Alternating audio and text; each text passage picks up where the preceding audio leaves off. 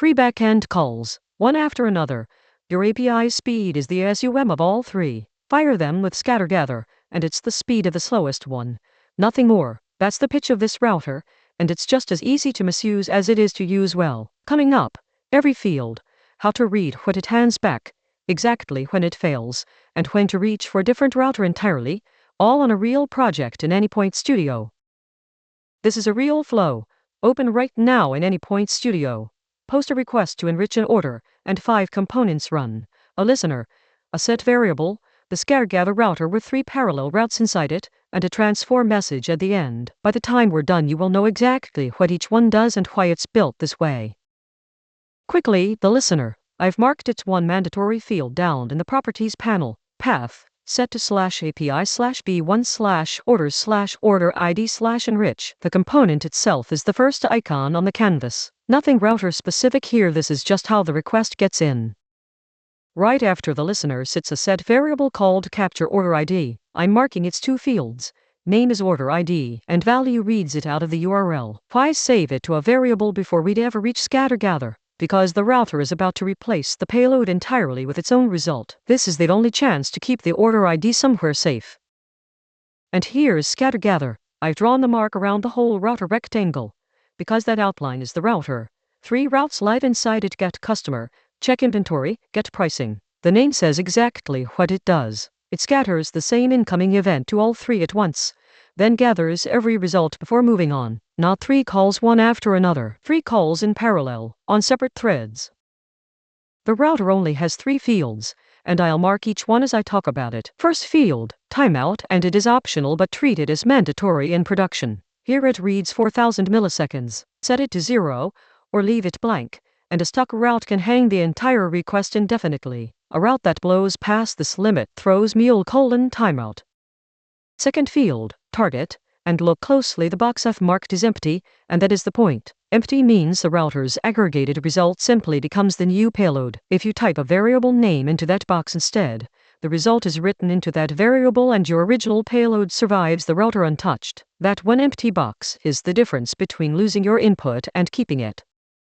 Third field, max concurrency, set to 3 exactly the route count, so all 3 fire at once. This is the field people miss. Set it to 1 and scatter-gather still aggregates the same way, it just runs the routes one at a time instead of together. Same shape, different speed. Route 1 marked on the canvas. Get customer. It is a plain HTTP request. Nothing about it is router specific. Any component, or any chain of components, can go inside a route.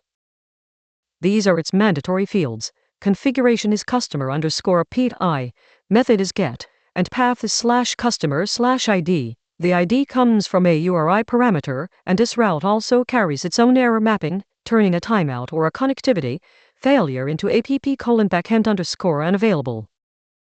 Routes 2 and 3, marked together, are built the same way: check inventory and get pricing. After the router comes a transform message named aggregate results, the last icon on the canvas. This step exists because of what scatter-gather hands you next, and it isn't a clean object. Look at the real data weave. Customer:_payload.0.payload. That's not a typo. Scatter-gather's output is a map keyed by route index 0 for the first route, and each value is a full message, so you go one level deeper to .payload to get the actual body back. Inventory::payload.1.payload route index 1. Check inventory, in the same order it appears on the canvas. And pricing::payload.2.payload route index 2. Get pricing. Same pattern, every time. Index as a string, then .payload. The other 2 fields complete the picture. Order ID is not read from the router's output at all. It comes from the variable we saved right at the start, before scatter-gather ever touched the payload. And enriched that is just now, a timestamp for when this response was built. This is the entire reason the set variable step exists. Before it reaches scatter-gather, the payload is just the order. After the router runs, that payload is gone, replaced by a map keyed by route index 0, 1, 2, and each value isn't just data, it's a full message, payload and attributes both. That's why you can't skip the transform step. Nothing later can read payload.customer directly, it has to be unpacked first, by index, exactly like we just saw in the real data weave. One more thing before we talk about failure. What happens to variables across 3 routes running at once? Every route starts with an identical snapshot of all your variables. If only one route modifies a given variable, it comes out exactly as that route left it. But if 2 different routes modify the same variable name, Mule can't just pick one.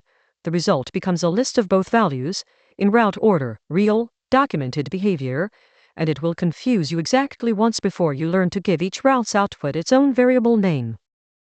2 ways this router fails. A route that outruns timeout throws mule::timeout, and if any route throws for any reason, the whole thing throws mule::composite_routing, even if the other 2 came back perfectly. No partial success, but the error object still carries those 2 successful results, so a handler can inspect what happened. Both types are already mapped in this project's real catalog, so a failure here returns the same clean envelope as everything else.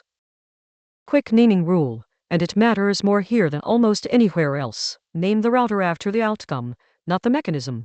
Scatter-gather::enrich in parallel. Name every route after what it calls.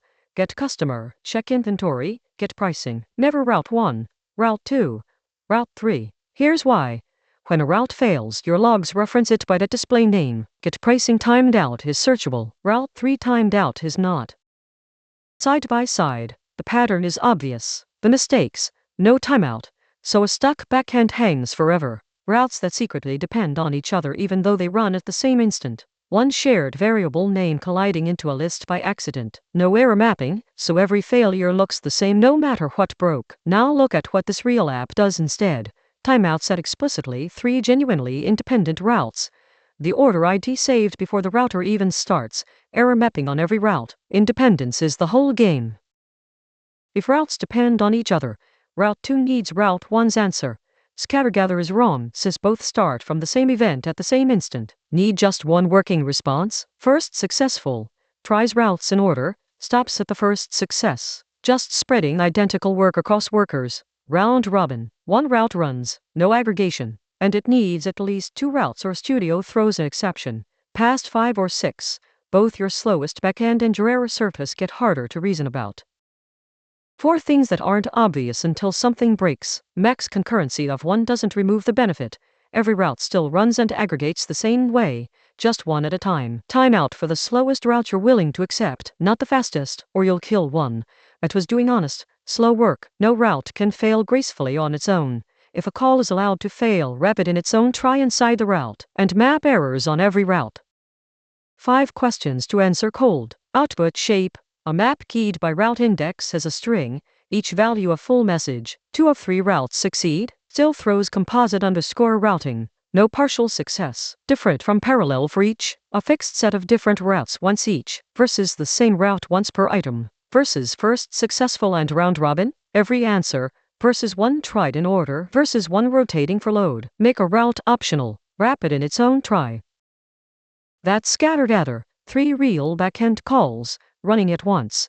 On a real project you just watched field by field. Set a timeout, name every route after what it calls, keep routes independent, and map your errors before they collapse into 1 exception. Get those 4 things right and this becomes one of the most reliable components in the whole palette.